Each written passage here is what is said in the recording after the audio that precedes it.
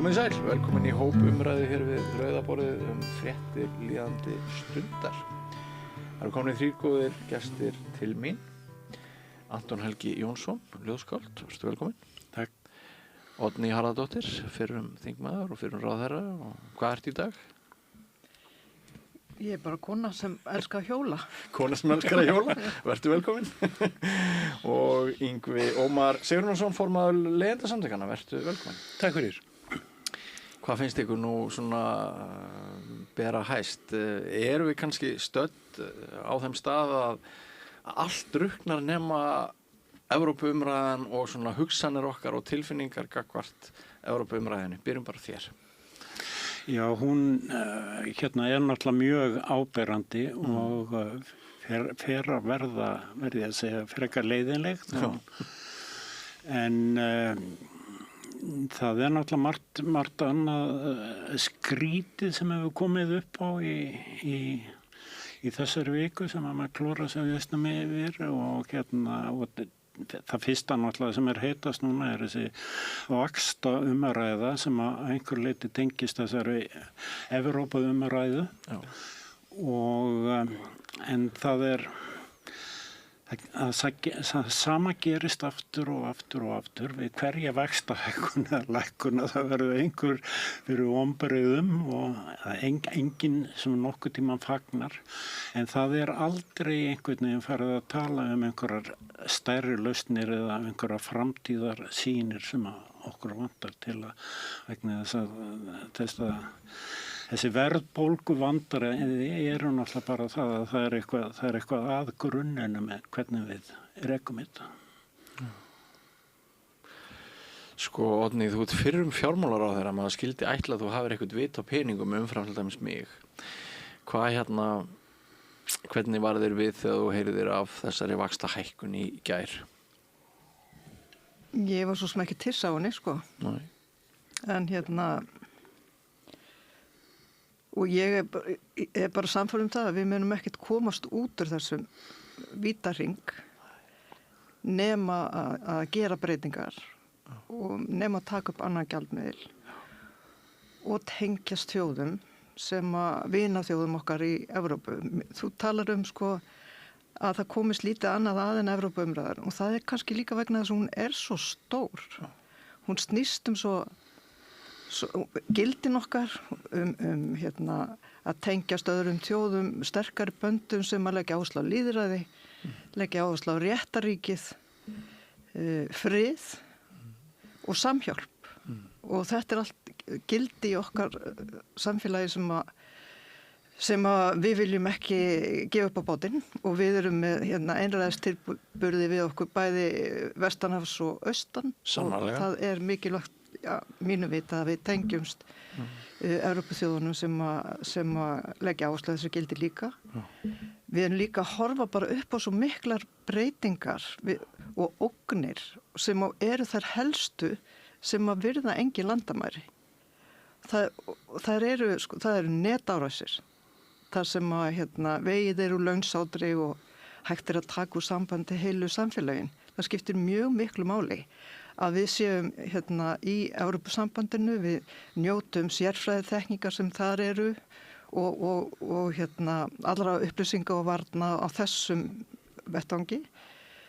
Það eru loftslagsbreytingarnar og þær eru svo, það getur engin ein þjóð ráðið við. Við þurfum að tengjast öðrum þjóðum sterkari böndum og ég held að það veri gott fyrir okkur að vera með í ferlunum og eftirlitinu sem að Evrópusambandið er búið að setja upp varðandi umhverfismálin og loftslagsmálin og við sjáum bara ógnirna þar. Við sjáum það eru ákveðna vísbendingar að hafstraumarnir séu að gera einhvern óskunda og það hefur bara áhrif á búsetuskilyrði hér. Það er líffræðilegu fjölbreytileikinn í hafinu sem að getur orðið til þess að þorskurinn sem að við lifum á bara velja fara á önnur mið. Og það eru skógareldarnir og ég var að lesa grein í Guardian á dögunum þar sem að var verið að lýsa lífi fólks í Nýju Delí þar sem hitinn fór í suman upp í 54 gráður. Og þú veist, það þarf ekki að mála þetta og það eru vindakerfin í Suður Ameríku sem eru aukafullin áður. Þannig að það er ekki bara efnaðismálin sem að mér finnst nú reyndar mjög mikilvægt að við göngum í Evrópusambandi fyrir gjaldmiðilinn því að krónan hún leikur okkur grátt og við erum búin að, við sem eldri þekkjum það, erum búin að taka nokkra dífunar með henni og kjörin okkar í leiðinni. Þannig að mér finnst sko augljóst efnahagslega, augljós ávinningur en það er líka svo margt annað sem að tengist bara því sem að gerast í heiminum, bæði öryggismálum og svo varðandi loftslagsvá. Ef ég væri í Marsbúi og ég talaði íslensku og ég hefði lent og ég bara væri á einhverju hóteli núna í Reykjavík og ég hefði kveikt á samstöðin og ég hlustaði á þig fara með þessa ræðu, þá væri stóra spurningin hjá mér, en hvernig stendur það á því? Fyrst þetta er svona mikill no-brainer eins og þú lýsir því að segja já eftir nokkra daga, 9 daga. Hvernig stendur það á því að skoðanakannanir mæla þetta bara alveg stál í stál? Þú nefnir efnahagsraukin, þú nefnir friðaraukin, félagsraukin, ýmisrauk og í þínum huga þá er þetta bara, já, afsakaðu slettuna, no-brainer.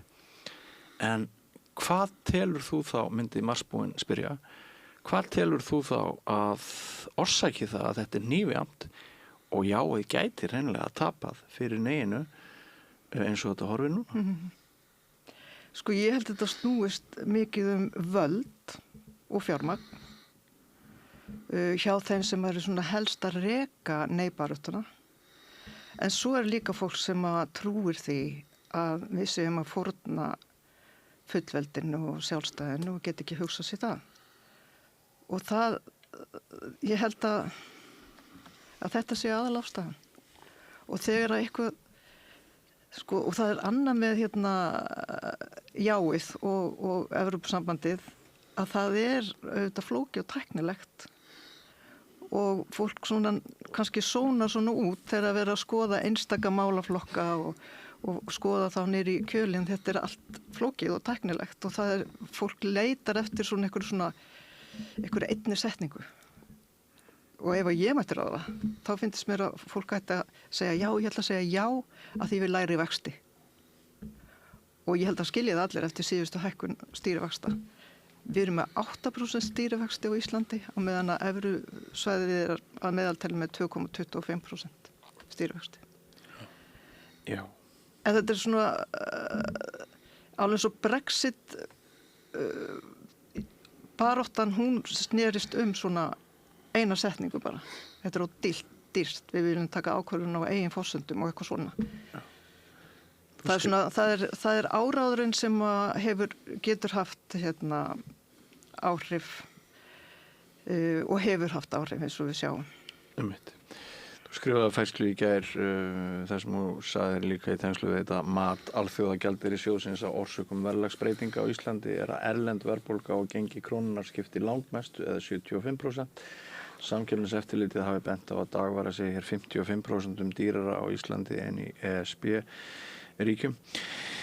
Þú hefur, Yngvi, veit ég líka, áhyggjur af því að það sé skekkja, það sé lýðræðisbjögun í gangi út frá því auglýsingafé sem annars vegar rennur til neysins og hins vegar jásins og við komum aðeins inn í það sem Oddný rétt minntist á. Já, ég var nefnilega að hlusta á Oddný og ég hugsaði mjög mikið og ég sammála þér í eiginlega öllu sem þú sagðir. En lykilsetningin eftir Brexit er það sem Aaron Burr, Aaron eitthvað hittan, sem var einn aðal fjármögnunaraðilinn fyrir lífhreyfinguna, sagði eftir kosningarnar og hann sagði bara hreint út í viðtali facts don't work. Eða staðreyndir skipta ekki máli. Og það er það sem maður er áhyggjur af í dag. Það er verið að slengja fram hræðsluáróðri og þá fór ég að hugsa þetta meðan hann var að tala varðandi lýðræðisþróun. Við sjáum þetta ekki eins mikið á Íslandi að þetta er meira falið í húsnæðiskostnað og fleiru, en við sjáum þetta allan heim að ríkur vera ríkari og fátækari. Og svo sáum við bara í fréttum í fyrradag held ég, það var svona sýning úr Kína sem var verið að sýna róbota sem voru bara að brjóta saman þvott og gera bara störf sem fólk gerir og svo erum við með gerjugrindina. Þannig að fyrir mér snýst framtíðin og akkurat tengingi við öflugt batterís á Evrópusambandið réttin til að fá að lifa. Gegnum tíðina er þetta alltaf snúist réttin til að fá mannsæmandi laun fyrir vinnuna þína, af því þá var þörf á þér. En hvað gerist núna í mjög náinni framtíð þegar við erum að fara að sjá gervigreind taka yfir fyrst þessi huglægustörf, bókarar, lögfræðimál og fleira og síðan þessi actual labor störf sem eru sem sagt að brjóta saman þvott og færa fólk í drykki og svo framvegis. Þannig að í stóra samhenginu fer þetta snúast réttin til að fá að lifa undir sólinu hérna á jörðinni sko. Og þess vegna þurfum við að passa upp á lýðræðið og þess vegna þurfum við líka að passa upp á að það sem okkur er sagt sé rétt. Og það er það sem ég er mestar á að gera af í aðdraganda þessara kosninga. Var ekki öryggis- og eftirlitsstofnun Evrópu sem kom í miðjan júlí og flutti og gaf sér út skýrslu 31. júlí. Það sem segja bara að það eru göt í löggjöfinni. Þeir fá aldrei að vita hver fjármagnar neyhreyfinguna. Bretarnir fengu að vita það þá eftir á. 60% af fjármögnu þeirra sem að ósu út sér millisum upplýsingum voru 5 auðmenn. Hver er staðan hér? Ég fór að meta auglýsinga, þú getur farið bara hver sem er inn að meta og séð auglýsingadreifingu síðustu vikuna og þar er neyhreyfingin búin að eyða síðan þetta byrjaði tvöfalt meira en jáhreyfingin og við sjáum þetta við keyrum borgina, það eru öll svona skilti, auglýsingaskilti, nei og sjónvarps-útvarpsauglýsingar eru miklu meira hluta nei. Hvað liggur á baki? Það er einhverjur öflugur hagsmunir sem liggja hérna baki og mér finnst þessir hagsmunir mjög sambærileg við veiðigjaldamálið. Það sem voru bara öflugir sérhagsmunir sem að ólu á ótta og umræðu sem var ekki rétt og kom bara í ljós fljótlega eftir og var ekki rétt. Og það er, eins og Anton sagði áðan, það er mikið verið að tala um þetta og kannski verið bara gott þessu líkur. En hugsaðu það, hvernig fer þessu líkur mjög tæft með neigi og það er stór hluti þjóðarinnar sem situr þá eftir og hugsa, var logið að okkur? Og hver lög að okkur út af hverju? Þessu líkur ekkert með einhverju neigi, þessu líkur með jái og síðan jáaði neigi við upplýstum samning. Það er eina leiðin til þess að getur lokið svo að fólk og þjóð skilji sátt við í mínum huga. Ég er reyndar að lesa alls konar skrif á internetinu núna að þessu muni ljúka í ákveðnum skilningi með neigi, með svona auka dramatískum hætti að ríkisstjórnin þurfi bara að fara frá. Að hún hafi bara lagt allt undir og þau séu bara marklausir, markleysingjar, fólk án trúveruleika. Þetta eru allavega vini mínir í Sjálfstæðisflokknum mikið að skrifa á internetinu núna og maður spyr sig eins og þú bendir á líka tæft já. Hvað gerist þá? Þá höfum við alltaf séns á að segja nei aftur. Já. Það lokar ekki málinu. Nei. Tæft nei núna lokar málinu og eftir sitjum við með spurningar sem við fáum aldrei svarað. Fylgist þú Anton mikið með stjórnmálum svona heilt yfir? Ég get nú ekki sagt það og ég fylgist ekki mikið með þessar umræðu en þó eitthvað og ég vissi strax að ég myndi segja jálið og ég vissi að þessi kosning kemi og ég geru það vegna þess að ég vil fá aðra kosningu.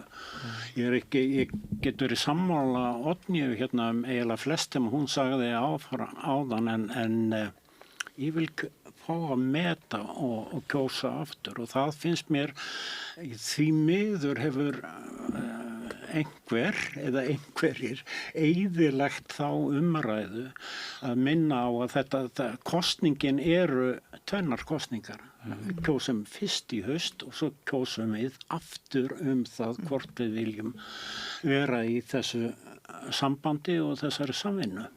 Og að mörguleyti finnst mér leiðilegt við þessa kosningabaráttu núna og alla umfjöllun að þetta minnir svolítið á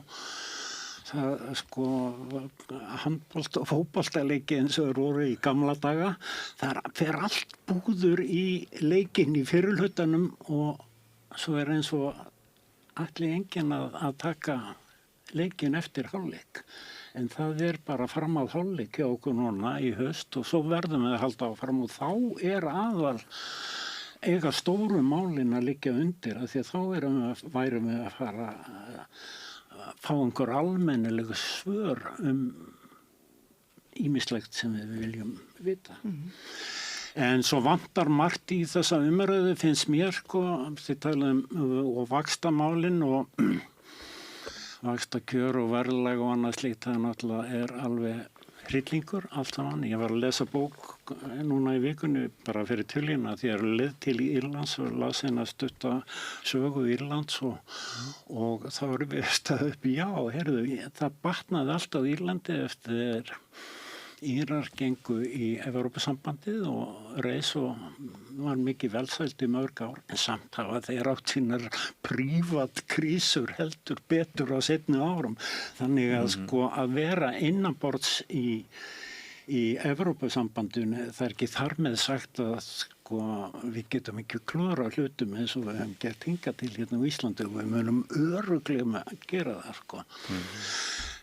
Það eru fleiri mál sem að skipta og sem að ég heldur endur að skipta mikið meira máli heldur en sko verð á matvælum og annað slíkt og þá förum við að tala um menningu og menntamál og það er því miður aldrei komið inn á það í þessari umræðu en það sko á hverju byggjum við allt okkar Íslendingar. Við byggjum á tungumálinu íslenskunum, málinu, bókunum sem voru skrifaðar fyrir 1000 árum sína. Ef þetta væri ekki, þá værum við ekki neitt.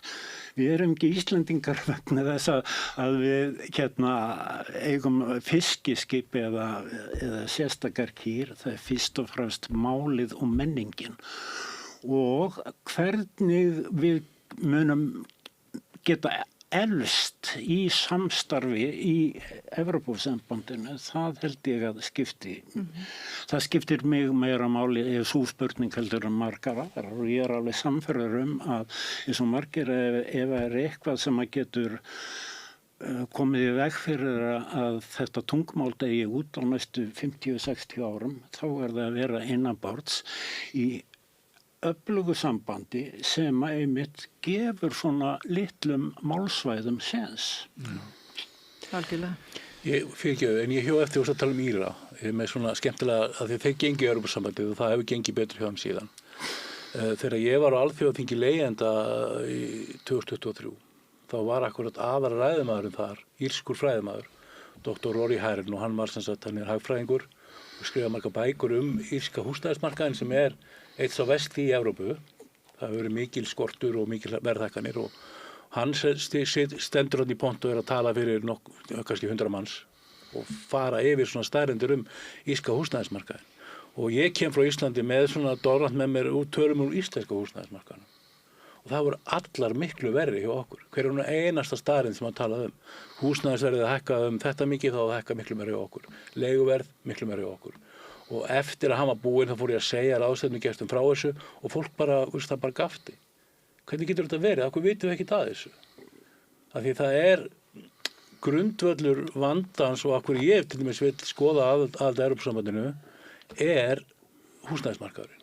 Og það er bara að skoða samhengi hlutana að frá 1980 til 2000 þá voru húsnæðismarkaðurinn raun og veru ríkisvættur. Þú varst með lánin voru allt frá ríkinu, varst með húsbréf og svo framvegis. Og við sjáum verðlag á húsnæði og öðrum hlutum svona hanga nokkurn veginn saman. Síðan er þessu hleypt frjálsu inn á bankamarkaðinn aldamótin. Hvað hefur gert síðan? Sko 6% fólks var að leigja þá, í dag er það 29%. Húsnæði, venjuleg íbúð, ég er með tölur frá HM sem sýna þetta, kostaði 6-7 milljónir, svona venjuleg 2-3 herbergja íbúð aldamótin í blokk, kostaði í dag 70-80 milljónir. Þetta er úr öllu samhengi og þetta sýnir manni að við ráðum ekki við þetta verkefni. Að vera með krónu og vaxtaumhverfi og fleira í þessu litlu örmynd sem við erum með. Við erum bara of veik fyrir áföllum. En það er nú ekki auðvelt sko fyrir hinn almenna mann sem er kannski einhverju smá húsnæðiskrísu eins og svo mörg okkar erum, ekki síst út af þessu vaxtastígi. Það er ekki auðvelt fyrir hinn almenna mann að reyna að mynda sér skoðun þetta þegar vinstrið talar gegn aðild eða gegn jáinu eftir 9 daga. Já, en ég sé nú alveg burtið frá Evrópusambandinu núna í þessu samhengi þá spyr ég að þú segir af hverju hefur við ekki heyrt af þessu samband Víra og annað slíkt. Af hverju höfum við ekki heyrt fréttir af þessum húsnæðismarkaði sem að þú ert að segja frá hérna á Íslandi og þá svarið er okkur vantar fjölmiðla. Annað sem þetta er í fyrra dag þá bara heyrði ég í útvarpinu úttekt út af einhverju NATO-æfingu sem er hérna núna og þá fer að tala í framhaldi af því að það eru gífurlegar framkvæmdir í gangi á Keflavíkurflugvelli. Það er bara verið að byggja upp herstöð aftur. Hver talar það? Enginn, hvergi. Dælir bandaríski herinn eða hver sem það er eða NATO dælir peningum í landið og hver bað það? Ekki við herstöðaandstæðingarnir. Og hver fjallaði það? Enginn. Mjög gott að þú nefnir þetta. Heldur þú, Oddný, sem gamall refur í pólitík, heldur þú að tímasetningin á þessum fundi og þessum ummælum sé tilvíðun, svona bara korteri fyrir þessa Evrópukosningu? Herinn, er það að tala um það? Já, þessi yfirlýsing Bandaríkjamanna þessa uppbyggingu sem Anton var að ræða. En þetta er ekki nýtt, sko. Þetta var... Voru þeir ekki eitthvað að skerpa á þessu samt? Ég ákvað að skoða þetta, þú veist, er eitthvað nýtt í þessari frétt? Já. Og ég gæti ekki fundið það. Það er ekki. Þetta ég man ekki, það var sko í tíð síðustu ríkisstjórnar sem að þetta var ákveðið með uppbygginguna í Helguvík til dæmis og viðlögukantinn og þessar 11 milljarða eða hvaða nú er sem átt að fara í það. Ég var að leita því í fréttunum hvort þetta væri bara Bandaríkin eða hvort þetta væri NATO. Það skiptir máli. Já. Það er erfitt að treysta Bandaríkjunum þegar kemur að hernaði og til hvers ætla þeir að nota aðstöðuna í Keflavík. Já. Mér sýndist þetta vera NATO, ég gat ekki annað séð. Og allavega í þeirri yfirferð sem ég ákvað að gera á fréttum, þá gat ég ekki séð betur en að þetta væri gamla fréttir. Það væri bara verið að segja frá að það væri verið að halda áfram að vinna með það sem var búið ákvað að gera. Sem er í sjálfu sér frétt kannski vegna þess að það er svo margt sem breytist frá degi til dags í hvað varðar bandarísk ítök. Já, ég gerði athugasemd við þetta á sínum tíma af því það er verið að tala um að hafa þarna aðstöðu þannig að það sé hægt að rugga upp fyrir herinn ef eitthvað kemur upp á. En áhugaverður tímapunktur að koma hérna með gamla frétt og uppdúkaðan bandarískan hersöðingja rétt fyrir það er kannski tímasetningin, þú veist, ástæðan fyrir því hann er hér er æfingar. Það er verið að æfa, það er einhverja sérstakar æfingar núna sem standa yfir og við finnum heldur betur fyrir á Suðurnesjum, við getum alltaf að tala saman fyrir orustu flugvél gný. En þegar þú gerðir athugasemdir við þetta á sínum tíma, tók einhver eftir þeim athugasemdir? Ég held ekki og meira að segja, sko, auðvitað er þetta minn bakgarður og fólki á Suðurnesjum sagði, býtu, hvað ert þú að gera athugasemdir þetta? Þetta er bara atvinnu uppbygging hér á Suðurnesjum. Mér var stærri spurningin... Þú býrði í Garði, fyrir þá sem ekki vita. Já, mér var stóra spurningi vera, í hvað ætlum við að nota þessi hernaðarmannvirki? Til hvers, okkur erum við að gera þetta? Við hverju erum við að búast? Og það er það sem skiptir öllu máli. En við erum í NATO og það er ákveðna skuldbindinga þar. Þannig að það er svona svolítið erfitt að segja nei við uppbyggingu og öryggisvæðinu sem að þeir hafa yfirráð yfir á Suðurnesjum. En mér finnst alltaf gleymast í þessu máli ef segjum að herinn sé að koma þarna aftur eins og var bara að tala um að geti bara gerst að það er heilt samfélag þarna undir, sko. Það eru 30.000 mann sem að búa á Suðurnesjum og á meðan að voru 5.000 manns upp á velli, þá hafði það áhrif á samfélagin. Bara menningarlega og fjárhagslega, sko. Þannig að það er einhvern veginn alltaf skautað fram hjá sveitarstjórnarmönnum og Suðurnesjum finnst mér. Bæði þegar talaður um að herinn komi og það var líka gert þegar hann ákvað að fara. Það hefur raun og verið alltaf, sko, Suðurnesin hafa lent svo hart í áföllum. Við getum líka að segja þetta eftir hrunið. Ég meina 80% þeirra sem mistu íbúðuna sína eftir hrun á Suðurnesjum eru núna að leigja. Þú veist, þeir fengi ekki tækifæri að kaupa sér íbúð aftur. Og svo náttúrulega mistu þarna varnarlið svolítið áður og Já, þau fóru 2006 en það var mikið svona uppbyggingatími og þenslutími þannig að flestir fengu vinnu aftur en þau voru ekki búin að lengi vinnu þegar að hrunið kemur og voru fyrstir út aftur sko. Þannig að skellurinn var stór. Já, en sko þú ert að bregða svolítið eins við þessum tíðindum eins og Gunnar Smári, ritstjóri Samstöðarinnar, við áttum spjall í vikunni sama dag og þessi frétt var flutt og hann talaði eins og þú sko. Þannig að þú ert í hópi með góðu fólki að þetta sé nú kannski ekki eins sakleysislegt eins og... Nei, mér finnst það alls ekki og verra fannst mér líka að heyra það að stjórnvöld varðandi það hvað Ísland á að borga mikið í NATO. Það var einhver prósenttala 1,5% af einhverju og síðan var reiknað með því að aðstæðan og lega landsins væru ígildi fjármuna sem við leggjum í þennan kostnað og það náttúrulega þetta bara svo geggjað að það ekki tekur einhver tali. Annarkvort bara ef við ætlum að vera með og borga gjöld í svona félög þá bara borgum við en ekki að fara að leggja landið undir og veðsetja það. Þetta eru bókhaldskunstir Kristrúnar Frostadóttur sem telur að hún geti farið með þetta upp í töluna 3,5%. Mér finnst þetta geggjað og það skuli ekki vera neinn umræða þetta sko. Og það vantar náttúrulega alla umræðu hvað eru varnir og hvað eru öryggi og þar var eftir guttunum. En það sem líka mjög alvarlegt sem að lítið talað líka er samningurinn sem var gerður við Bandaríkin á meðan að Guðlaugur Þór var utanríkisráðherra. Sem er bara einhvern veginn þannig að Bandaríkjamenn geta bara gert hvað sem er. Þeir geta bara gengið á land. Það er svakalegt og það fór aldrei fyrir þingi og það fór aldrei fyrir utanríkismálanefnd og það er þess vegna sem mér finnst að það sé ónýtt plagg sko. Var þetta ekki 2022 cirka? Er það ekki hann sem er alltaf að tala fullveldi og Evrópusamband? Jú, hann sem er alltaf að tala fullveldi. Já, er það ekki? Ég held það sko. Það er bara þegar það kemur að ESB sko. Já, ok. En mig langar samt svo mikið til að taka undir með Antoni þegar hann talar menningu og menntamálin. Því að sko þó að mér finnist sko augljós efnahagsávinningurinn þá er svo margt annað það eru 33 kaflar sem það þarf að semja sko við Evrópusambandi og meðal annars er það menntun og menning og það er nýsköpun og við munum augljóslega græða því og kannski getum við líka lagt eitthvað til í þessum efnum líka og auðvitað þurfum við að kjósa samningin þegar allt er komið upp á borðunum að vegna þess að við vitum til dæmis ekki hvað verður hvað mun standa þegar búið að fara í gegnum sjávarútvegsmálin og í gegnum landbúnaðarmálin og allt þetta sem að stóru spurningarnar eru þess vegna verðum við að fá samningin á borðið.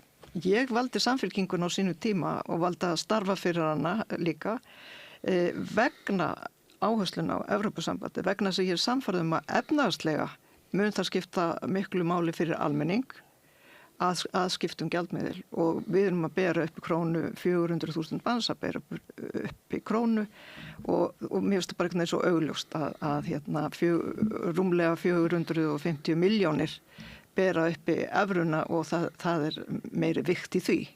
En er það ekki til marks allar tilfinningarnar í hugum okkar og umræðinni og hvað það er í rauninni mikil áskorun fyrir okkur Íslendinga að reka eigið samfélag vegna þess hve staðreyndir og tilfinningar rekast mikið á í þessu máli að sko í flestum Evrópuríkjum þá eru hægri flokkarnir þeir vilja umfram vinstri flokkana að löndin séu í ESB. Hér er það hægrið sem er hart gegn jáinu. Ég myndist á vinstrið áðan. Já. Við höfum verið að ræða úrbætur fyrir almenning sem getur fylgt aðild. Þú segir að það sem að þér finnist einfaldast ef fólk þoli ekki mjög flóknar staðreyndir að bara yrðu lægri vextir.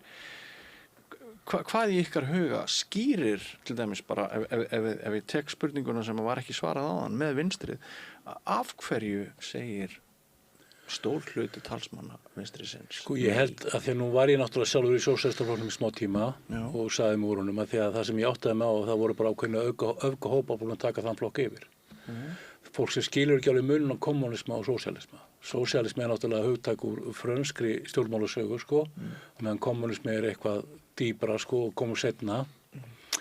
Mér finnst þessi skoðun sósíalista mjög skrítin og ég sé það bara ekki fara saman að vera titla sig sem vinstrimann og vera að berast til hag almennings og neita að skoða umbætur sem eru svona greinilegar.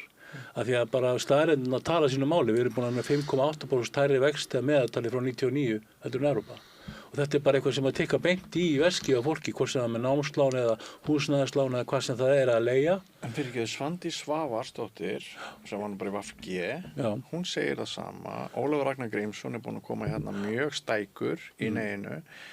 Við erum bara með Ögmundur Jónasson, ég get nefndir 10 eða 100 ábyrjandi, Sólveig Anna Jónsdóttir, ég get nefndir 10 eða 100 ábyrjandi vinstrimanna í umræðinni sem langt umfram sósíalistaflokkin sem Nýforusta VG segir já. Já, akkurat, Rósa sagði já. Reyndar. Og byrti einhverju samanburðarmynd í Facebook í fyrradag eða eitthvað varandi mataverð. Þú reynir að stækka svarið og ekki bara láta það snúast sósíalistana. Hvað heldur að liggja þarna undir? Sko, ég var einhvern tímann að rökraða þetta pínlítið við hann Ögmund á Facebook fyrir löngu síðan. Og ég endaði að segja, sko, það þýðir ekkert í dag að þú þurfa náður ekki að breyta hlutunum og þeir eru búin að vera eins síðan vilji núna ekki breytingar. Veist, þetta er einhver svona, þetta er einhver dogma, þetta er einhver svona, ég veit það ekki, ég sé okkur ekki breyta hlutunum sjálf nema við fáum hjálp til þess. Við höfum bara reynt það svo lengi og þess vegna er þetta mér óskiljanlegt. Ég held að þetta tengist, sko, svona geopólitík.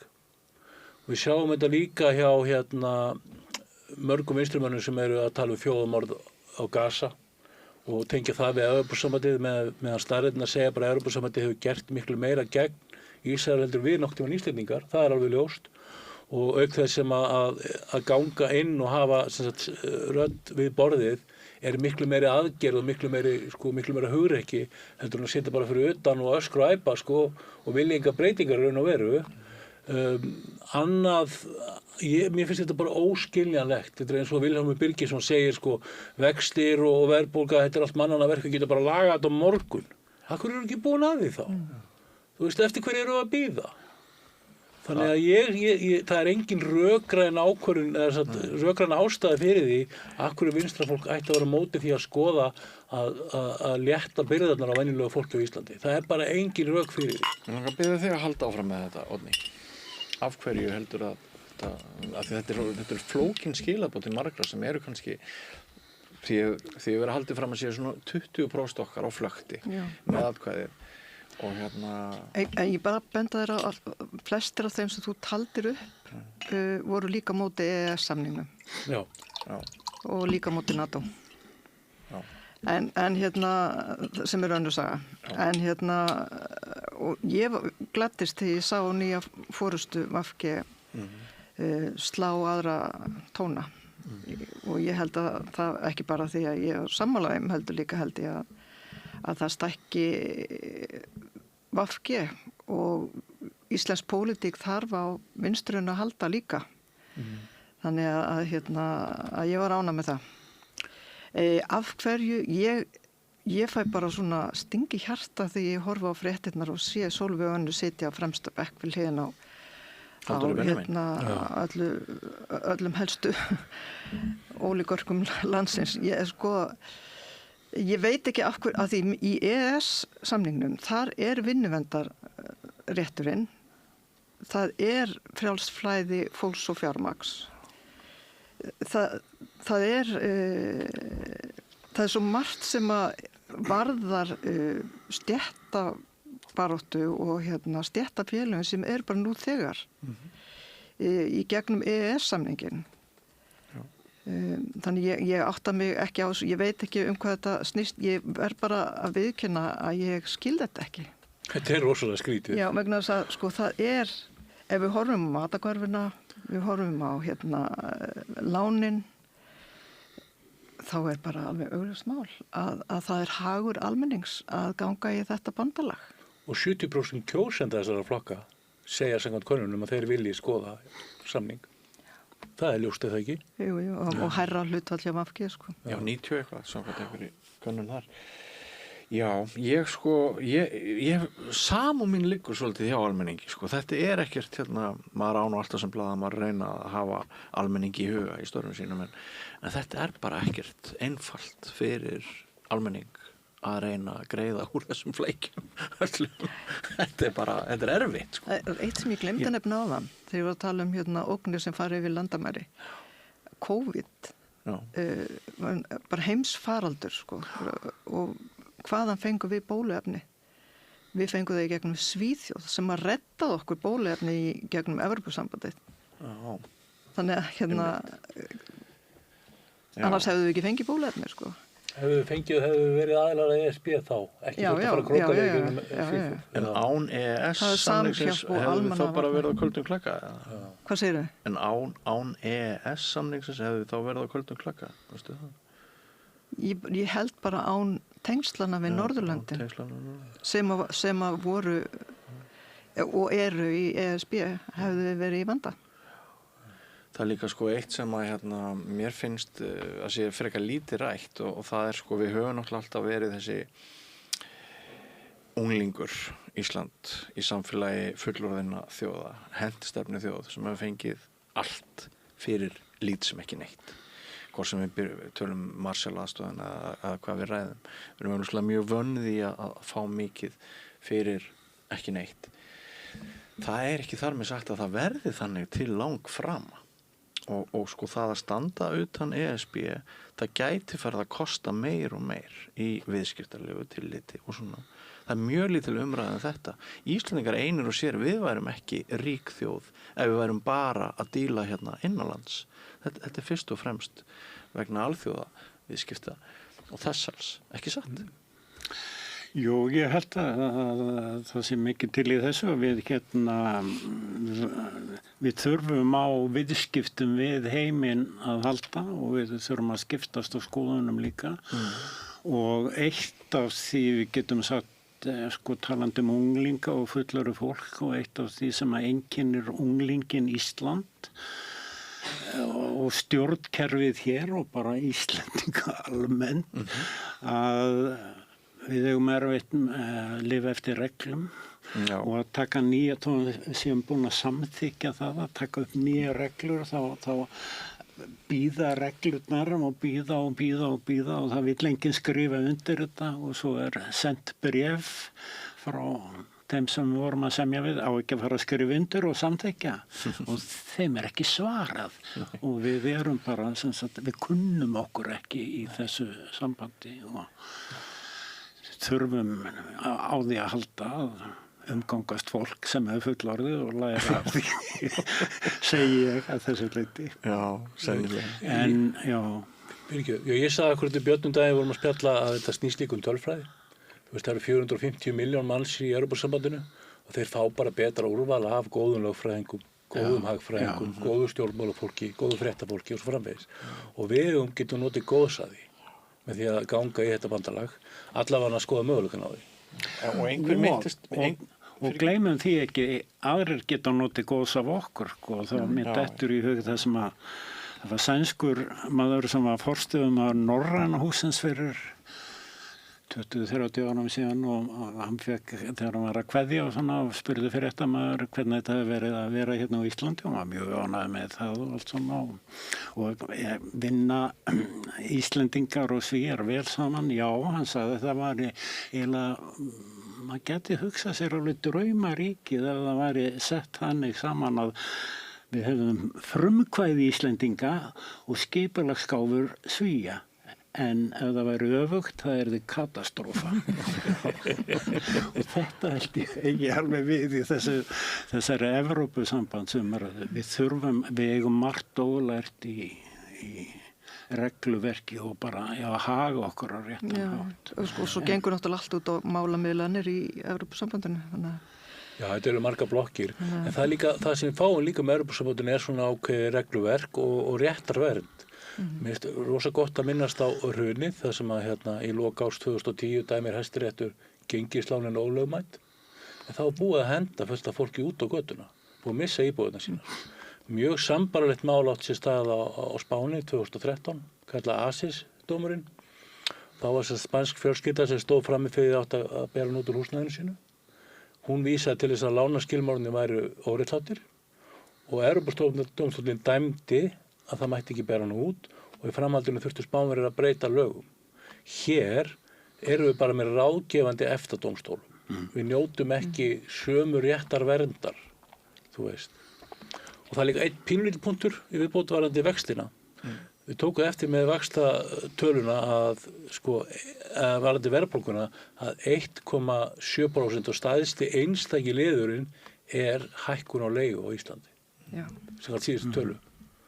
Það er ekkert aðflutt vandamál, það er okkar eigið vandamál, Þessi sjálfvirka, verðtrygging á leigu sem að smitar allt, og bara sjálfkrafa hækkar verðbólguna. En það er líka annað með umsókn á þessum tíma. Ég held að ég auðvitað vildi að við varum löngu búin að ganga frá þessum samningum við Evrópusambandið, en það hefur ekki gerst. En kannski er tíminn núna miklu betri heldur en hann var 2009 og við eigum bæði vegna þess að við stöndum betur hér heima heldur en þá, en líka út af öllum breytingunum í heiminum að þá stöndum við betur á vígi í samningum við Evrópusambandið. Þannig að þetta er góðu tími til þess að fara út í þessar samningaviðræður. En svo er náttúrulega eitt sem aldrei er talað munum við einhvern tíðan geta uppfyllt við skilyrði sem að þarf að uppfylla til að geta fengið evruna? Já, það getum við. Við höfum gert það og það dæmi þegar við gerum það síðast sýnir akkurat hvað íslenska krónuhagkerfið er veikt. Í COVID þá lækkuðu við vextinni í 0,75%. Hvað gerðist? Fólk voru að kaupa upp húsnæði og húsnæðismarkaðurinn bara sprakk og þá fengum við okkur vextina. Þannig við höfum náðu þessu áður. En íslensk græðgi á fasteignamarkaði olli því að núna erum við með verðbólgu og við náum ekki að losna með hana. Þessi græðgi hefði aldrei haft áhrif á stýrivaxtaákvörðun Seðlabankans í Frankfurt, eða er það ekki Frankfurt, jú. Þú veist, þannig að við erum komin með miklu svona, eins og þú sagðir daginn, Björn, svona kaldara, fjarlægara vaxtastig sem tekur ekki svona mikla með af íslenskri græðgi. Mér finnst það ótrúlega mikill kostur líka. Svarar þetta spurningunni? Þinni? Við vitum bara ekki hvenar við náum því en við munum ná þessum markmið, ég hef engar áhyggjur af því. Ég er að fara til Króatíu á morgun og hjóla. Þeir gengu í Evrópusambandið 2013 og mér minnir að þeir hefur tekið upp evru 3 árum síðar. Þeir gátu það og við getum það örugglega. Okay. Þeir listuði yfir í ástæðinu fyrir þeir voru að sækja þeir vildi komast í húsnæðisvexti sambarilega við Þýskaland, var það ekki? Og hvað hefur gerst? Þeir eru lægri en Þýskaland í dag.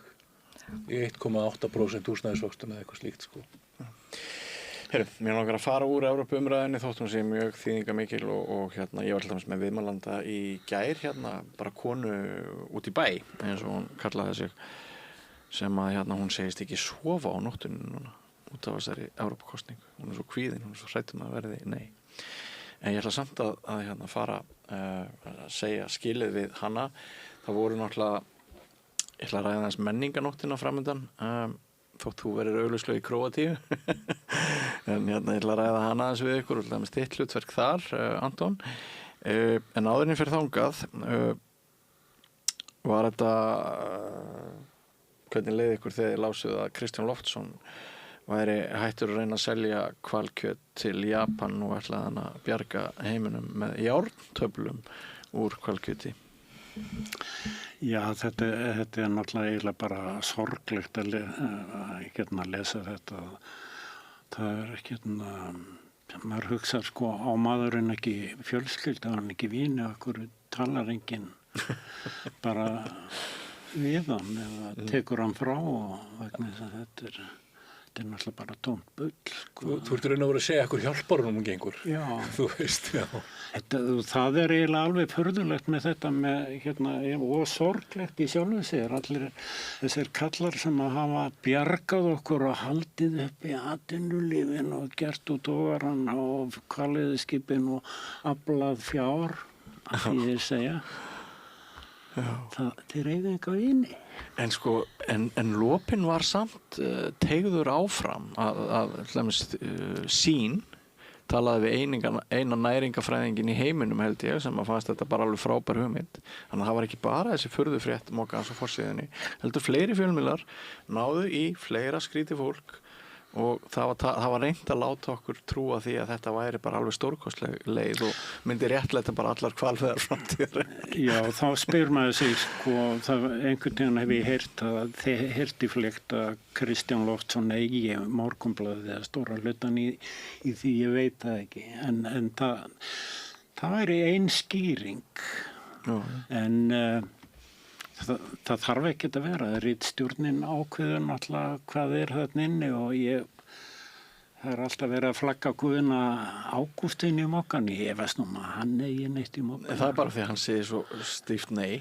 Þeir flagga öllum sem segja nei. Þeir draga allt á flót sem við geta núna.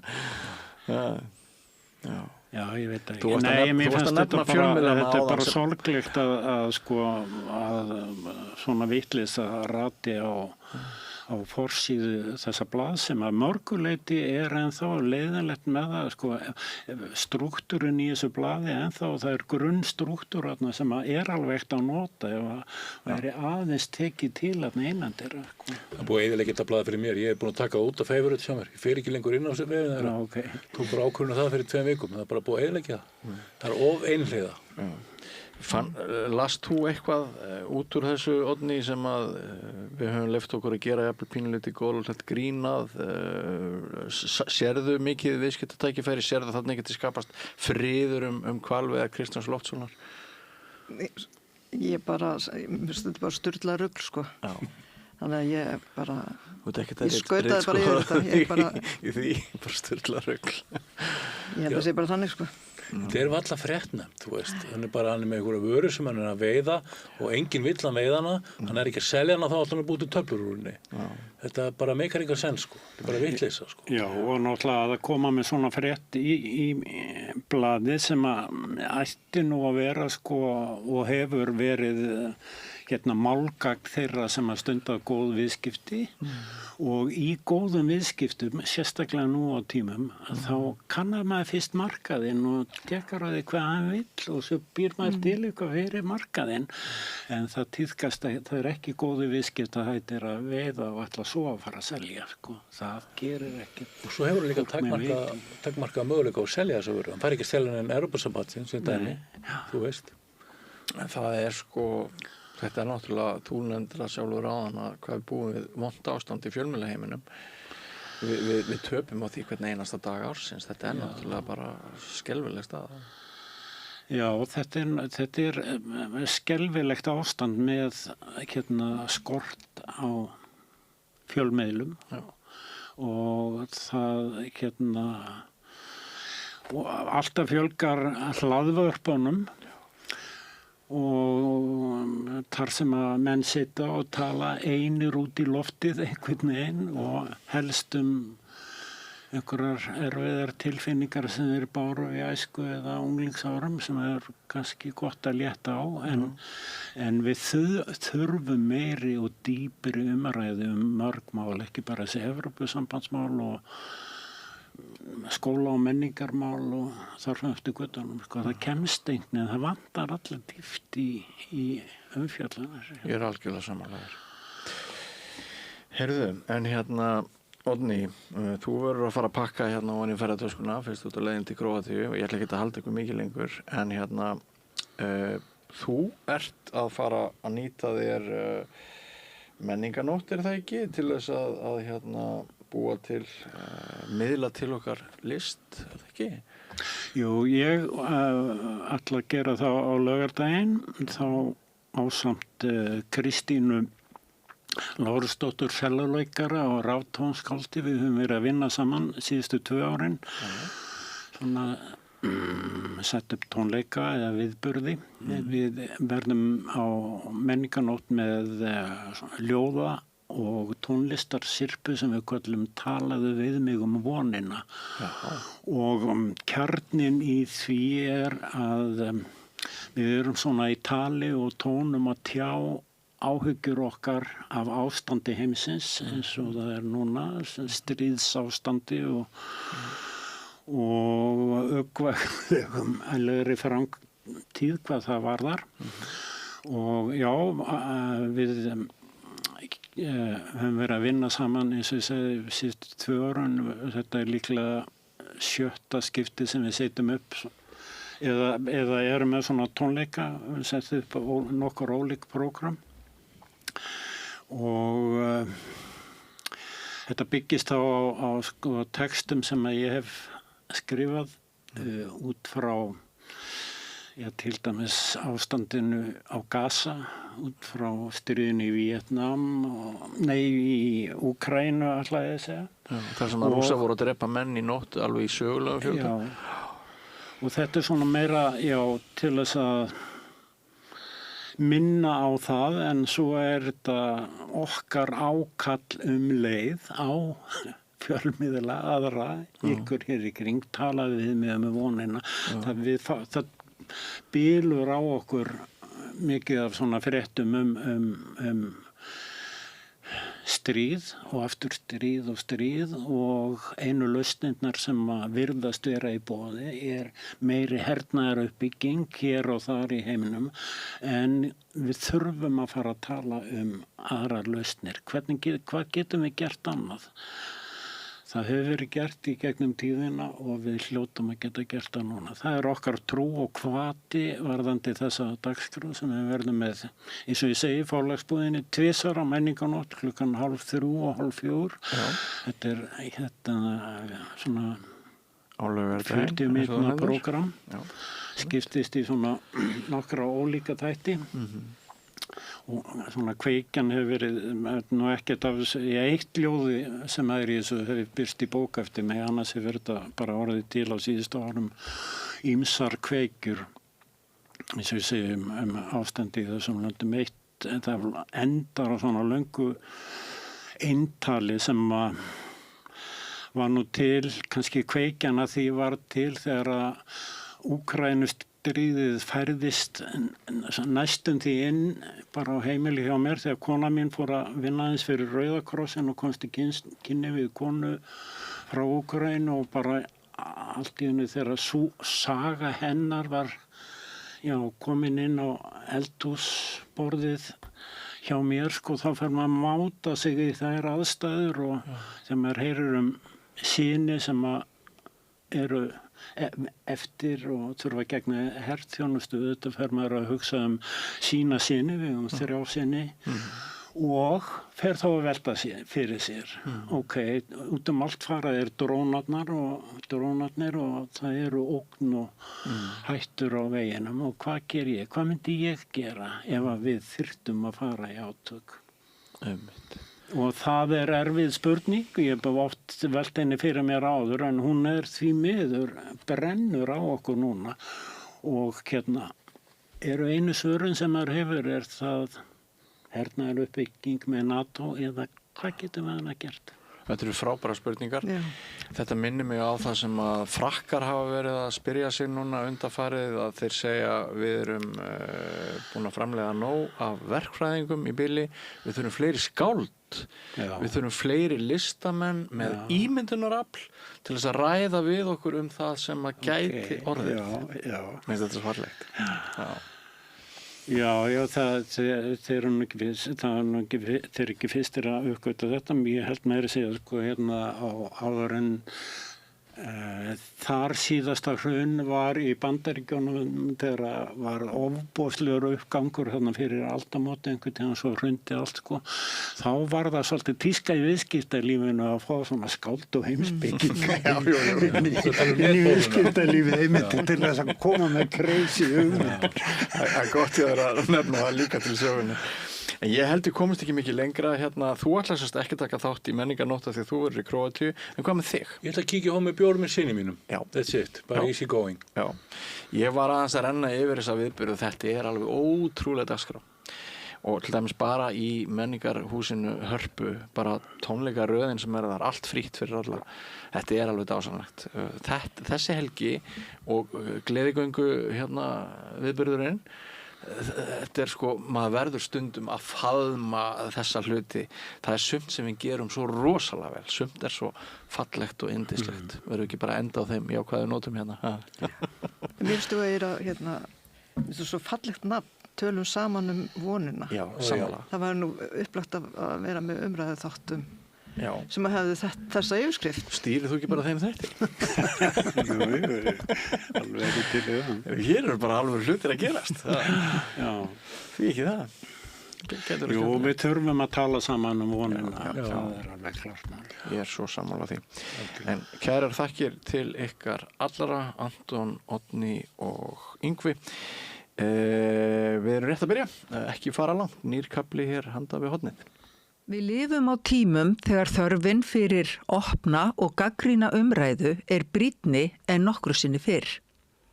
Ég heiti Ólína Kjerúl Þorvarðardóttir og ég styð og vel samstöðina, sjálfstæðan og óháðan fjölmiðil. Öflugur og ódýr auglýsingamiðill 40.000 manns sjá eða heyra þætti samstöðvarinnar í hverri viku, ef þú vilt auglýsa, sendu póst á samstöðin@samstöðin.is.